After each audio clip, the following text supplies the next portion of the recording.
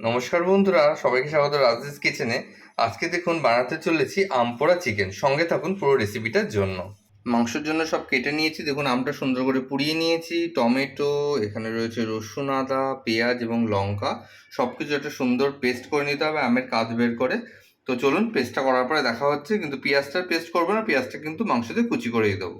মাংসটা ভালো করে ধুয়ে নিয়েছি। এবার এর মধ্যে আমরা পেস্টটা দিয়ে দেবো।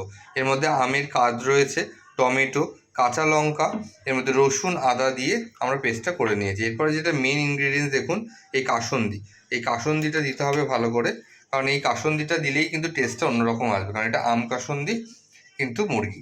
এবং তার মধ্যে সামান্য পরিমাণে হলুদ হবে, হলুদের পরিমাণটা একদম কম হয় বন্ধুরা, এবং নুন যাবে, এবং সামান্য পরিমাণে এর মধ্যে একটু সর্ষের তেল দিতে হবে।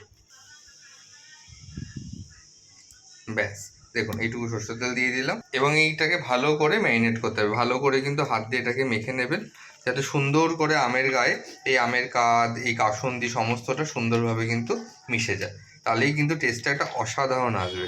এবং এই শীতের বা গরমে, বেসিক্যালি আম তো শীতে পাওয়া যায় না, এই গরমে কিন্তু এই আম কাসুন্দি মুরগিটা খেতে অসাধারণ লাগে।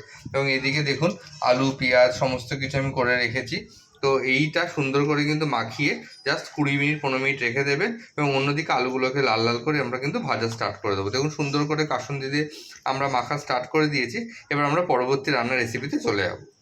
আলুগুলোকে সুন্দর করে ভেজে নিয়েছি দেখুন, কারণ আমরা বাঙালি, আমাদের কিন্তু আলু ভাজাটা দরকারই, মানে আলুটা মাংসে জাস্ট আমাদের দিতেই হবে। তেলের মধ্যে আমরা গোটা গরম মশলা ফোড়ন দিয়ে দেবো। এর মধ্যে রয়েছে জিরে, এর মধ্যে রয়েছে দেখুন শুকনো লঙ্কা, তেজপাতা, গোটা গরম মশলা সমস্ত কিছুই রয়েছে। অল্প অল্প সামান্য পরিমাণে দিতে হবে, যাতে অত্যাধিক গন্ধ না হয়ে যায়, তাহলে কিন্তু এই আম পোড়া কাসুন্দি চিকেনটা কিন্তু খেতে একদম ভালো লাগবে না। এবং ফোড়নটা হালকা ভাজা হয়ে যাবে, তারপর এর মধ্যে কিন্তু আমরা গোটা রসুন অল্প পরিমাণে দিয়ে দেবো, যাতে রসুনের হালকা একটা ফ্লেভার আসে। দেখুন রসুনটা আমরা দিয়ে দিলাম।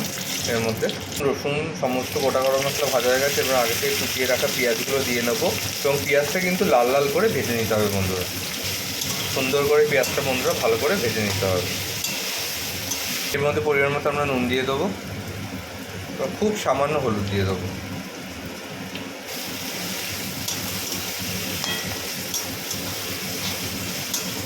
পেঁয়াজটা কত সুন্দর ভাজা হয়ে গেছে।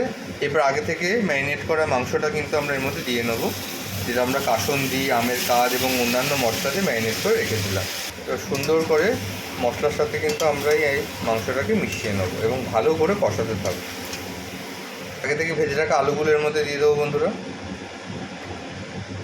এর মধ্যে আমি এবার ঝাল লঙ্কার গুঁড়ো দিয়ে নিলাম অল্প পরিমাণে, এবং দিয়ে নিলাম কাশ্মীরি লঙ্কার গুঁড়ো একটুখানি কালারের জন্য, এবং ভালো করে এটাকে এবার মিশিয়ে নেব।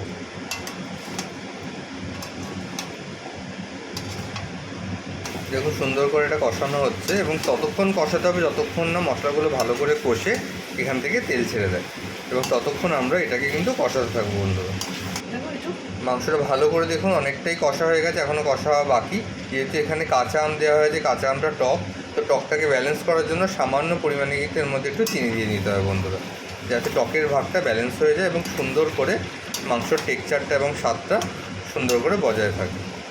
এবং সামান্য পরিমাণে কিন্তু এখানে গরম মশলা বা কেউ চাইলে চিকেন মশলা ইউজ করতে পারে। এবার এটাকে ভালো করে নেড়ে চেড়ে কিন্তু বন্ধুরা মিশিয়ে নিতে হবে।